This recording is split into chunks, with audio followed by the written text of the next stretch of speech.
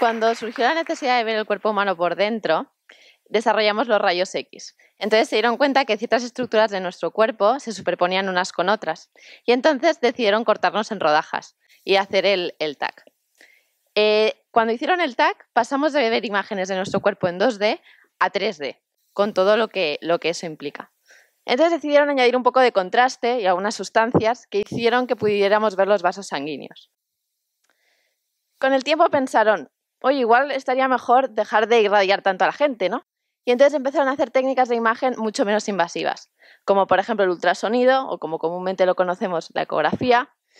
Y también con el tiempo surgió un interés por estructuras mucho más complejas, como por ejemplo el cerebro humano. Y se creó la resonancia magnética, que nos permitió, entre otras muchas cosas, ver el sistema nervioso y detectar según qué funcionalidades en partes del cerebro.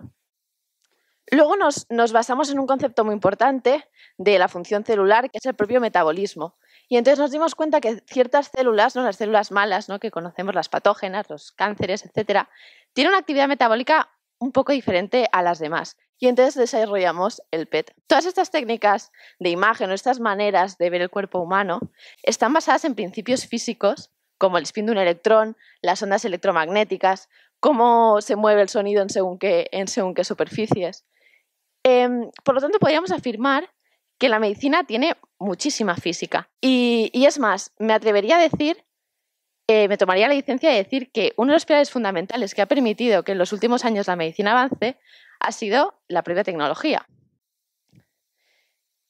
Bien, buenos días a todos. Mi nombre es Martina de la Varga y soy ingeniera biomédica. Y os preguntaréis, ¿qué es esto de la ingeniería biomédica? La ingeniería biomédica, lo primero que me gustaría dejar claro es que todos los profesionales que nos dedicamos a esto somos muy variados, es un campo súper amplio, pero sí que es verdad que tenemos un denominador común. Y este denominador común es que vemos el cuerpo humano tanto como cuando éste enferma, como un problema que podemos solucionar con diferentes herramientas tecnológicas. Un ingeniero biomédico, para que os hagáis una idea, entiende las redes neuronales de nuestro cerebro como los cables que tenemos en casa, ¿no? Las sinapsis, las neuronas, etc. Entiende el corazón como una bomba eléctrica que es capaz de crear electricidad de la nada, ¿no? De manera espontánea y coordinada. Y, por ejemplo, la sangre, ¿no? Como un líquido que, dependiendo de su estado de oxigenación, cambia de color, ¿no? Como lo podría hacer cualquier cosa que se oxide. Si a un ingeniero biomédico le preguntas qué es respirar, te dirá que la respiración es un proceso meramente mecánico, que la presión atmosférica es más alta que la presión que tenemos en los pulmones y por lo tanto inspiramos y todo ese aire se mete y podemos intercambiar los gases y hacer todo eso. Bien, otra pregunta que puede que tengáis es si siempre quise ser ingeniera biomédica. Y la respuesta a esto es súper sencilla y súper corta, ¿no? Y es que no, yo nunca quise ser ingeniera biomédica. De hecho, yo siempre desde que tengo uso de razón he tenido una vocación muy marcada por la medicina.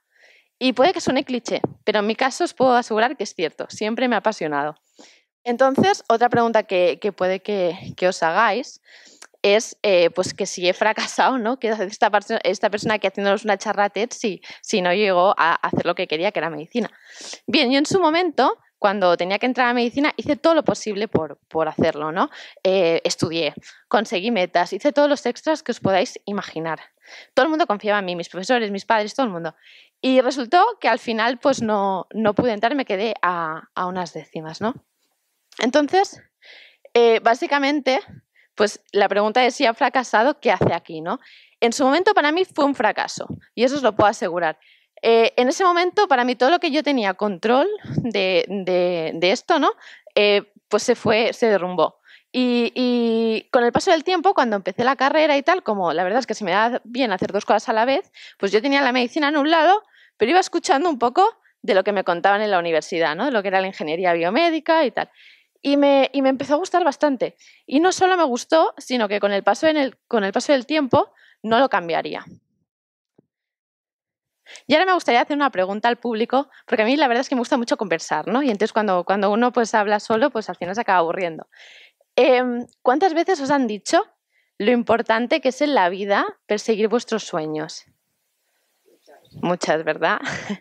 ¿Cuántas veces os han dicho que lo único que necesitas para cumplir un sueño es realmente tener muchas ganas y querer hacerlo?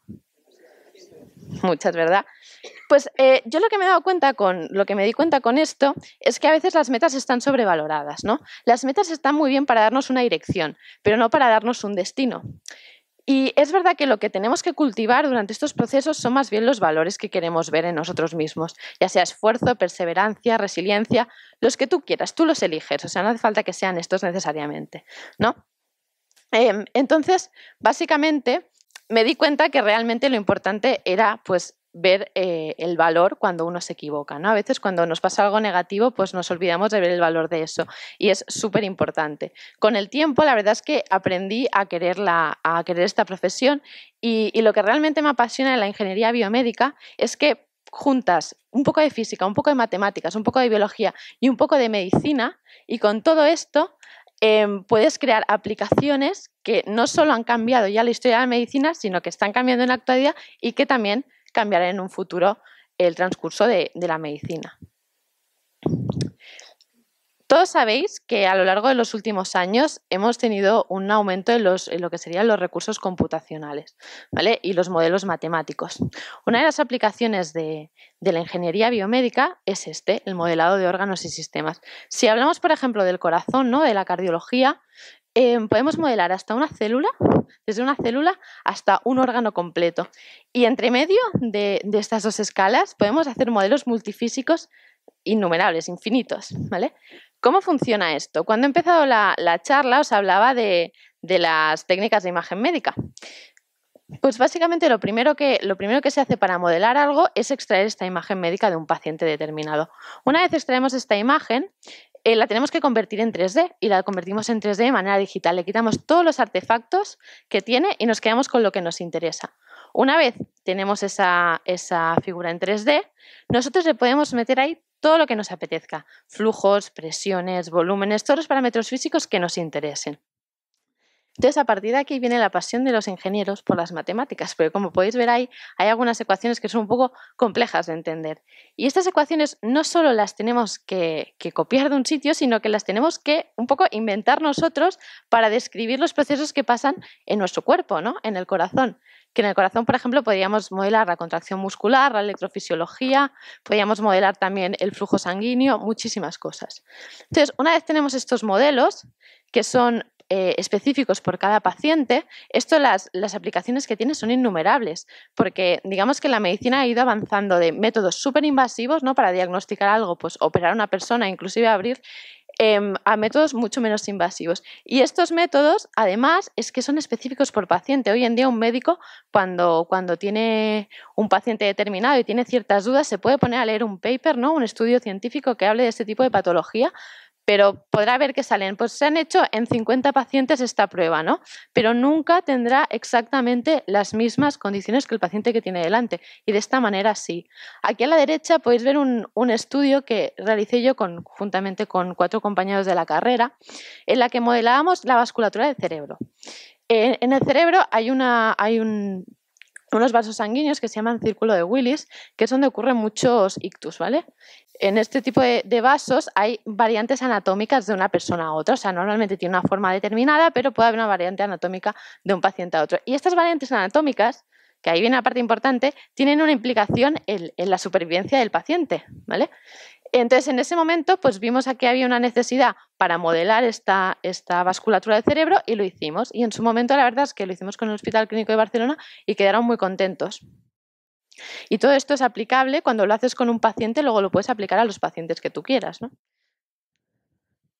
Luego, si nos quedamos en la parte del principio de todo, que es tengo la imagen médica y hago el modelo en 3D, podemos a partir de ahí, si tenemos los recursos como tiene el Hospital Sant Joan de Déu, que tiene una impresora 3D, imprimir esa parte que estamos estudiando. Es decir, un cirujano que tiene que operar un tumor puede planificar la cirugía imprimiendo este tumor en 3D, viéndolo con sus propias manos. Pensar que esto antes era impensable, que antes realmente podían basarse en unas imágenes, pero nada más. Y esto hace que haya una simulación virtual que mejore muchísimo las oportunidades de éxito de estos procedimientos. Luego, por otra parte, cuando pensamos en ingeniería, yo creo que aquí todos nos viene a la cabeza las máquinas, resonancia magnética, ventiladores, cosas súper sofisticadas.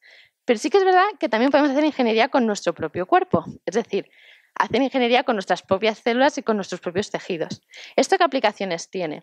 La primera es que, como sabéis, cuando se prueba un nuevo fármaco en los ensayos clínicos, la fase última, ¿no?, es la parte de probarlo en personas. Normalmente funciona y va bien, pero hay ocasiones en las que esto ha causado que haya muchos pacientes que tengan efectos secundarios bastante graves. ¿Qué pasaría si podemos tener, como veis aquí, en nuestro dedo, un hígado humano que le podemos insertar a un ratón, por ejemplo, o sin el ratón, también podemos quitar la parte del ratón y probar que esa medicación funciona o no? Sería algo súper bueno, ¿no? Algo que evitaría que tuviéramos pues, muchos otros problemas. Luego, por otra parte, para la regeneración de tejidos, imaginemos que tenemos una persona con un politraumatismo en la cara o un quemado, etcétera. Para regenerar este tejido, ¿cómo puedo hacer para que eso vaya más rápido? Pues básicamente una de las tecnologías que también se hace en el mundo de la medicina regenerativa y de ingeniería de tejidos es yo creo una estructura y a partir de las células madre, que yo creo que aquí todos más o menos sabemos lo que es, una célula madre es una célula que todavía no se ha especificado en su función final, pongo esas células madre, le doy un poco de alimento de cultivo para que crezcan y eso lo coloco lo implanto, ¿no? El crecimiento del hueso o del tejido que sea es muchísimo más rápido que de manera natural. Por lo tanto, la aplicación que os podéis imaginar que tiene esto es muy grande. Luego, por otra parte, también cuando pensamos en ingeniería, pensamos en cosas externas a nuestro cuerpo. Pero sí que es verdad que nuestro propio cuerpo tiene muchísima ingeniería. De hecho, yo creo que aquí todos estamos familiarizados con la inteligencia artificial, el deep learning y todo esto. Bueno, ¿qué pasaría si os dijera que todo esto está inspirado en las redes neuronales de nuestro cerebro? Nuestro cerebro es la red neuronal más compleja del mundo. Y no solo el cerebro, sino que las neuronas están en todo el cuerpo. Están en el corazón, están en los pulmones, están en el páncreas, etc. Y llevan cadenas de actividades muy largas y muy complejas. Y es un sistema altamente efectivo, y no solo altamente efectivo, sino que también se adapta a los cambios muy rápidamente, que esto es algo en el Machine Learning es súper importante, ¿no? Un ejemplo, cuando viajamos a la otra punta del mundo, ¿no?, y hay un cambio horario, tenemos un jet lag. Vosotros sabéis que el cuerpo humano tiene un ciclo circadiano, que cada mañana pues, ciertas hormonas pues, suben, otras bajan, etc. ¿Qué pasa cuando nos vamos a la otra punta del mundo? Pues que a las 3 de la mañana estamos con los ojos como platos y luego a las 6 de la tarde tenemos unas ganas horribles de irnos a dormir, ¿no? Pero ¿cuánto le cuesta al cuerpo adaptarse a esta nueva situación? Nada, que 2-3 días, una semana máximo para los que tienen mala suerte. Realmente no mucho, ¿no? Luego, por otra parte, los ingenieros biomédicos están muy interesados en la neurociencia. La neurociencia podría ser una rama de la ingeniería biomédica.